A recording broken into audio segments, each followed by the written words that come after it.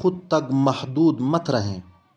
ایک چوہا کسان کے گھر میں بل بنا کر رہتا تھا۔ ایک دن چوہے نے دیکھا کہ کسان اور اس کی بیوی ایک تھیلے سے کچھ نکال رہے ہیں۔ چوہے نے سوچا شاید کچھ کھانے کا سامان ہے۔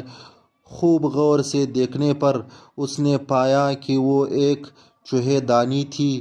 خطرہ بھانپنے پر اس نے گھر کے پچھلے حصے میں جا کر کبوتر کو یہ بات بتائی کہ گھر میں چوہے دانی آ گئی ہیں۔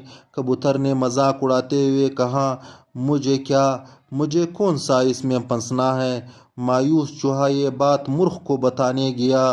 مرغ نے مذاق اڑاتے ہوئے کہا کہ جا بھائی یہ میرا مسئلہ نہیں ہے۔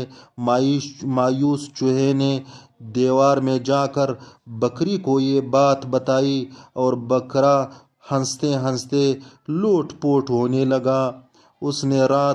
اسی رات چوہے دانی میں کٹاک کی آواز ہوئی جس میں ایک زہریلا سانپ پھنس گیا تھا۔ اندھیرے میں اس کی دم کو چوہا سمجھ کر کسان کی بیوی نے اس کو نکالا اور سانپ نے اسے ڈس لیا۔ طبیعت بگڑنے پر کسان نے حکیم کو بلوایا۔ حکیم نے اسے کبوتر کا سونپ پلانے کا مشورہ دیا۔ کبوتر ابھی برتن میں ابل رہا تھا۔ خبر سن کر کسان کی کئی رشتہ دار ملنے آ پہنچے جن کے کھانے کا انتظام کے لیے اگلے دن مرغ کو ذبح کیا گیا۔ کچھ دنوں کے بعد کسان کی بیوی مر گئی۔ جنازہ اور موت ضیافت میں بکرا پروسنے کے علاوہ کوئی چارہ نہ تھا، یعنی بکری کو ذبح کیا۔ چوہا دور جا چکا تھا، بہت دور۔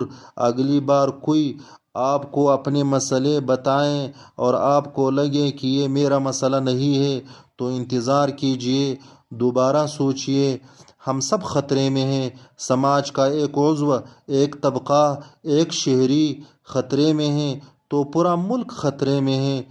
ذات، مذہب اور طبقے کا دائرے سے باہر نکلیں، خود تک محدود مت رہیں، دوسروں کا احساس کیجیے۔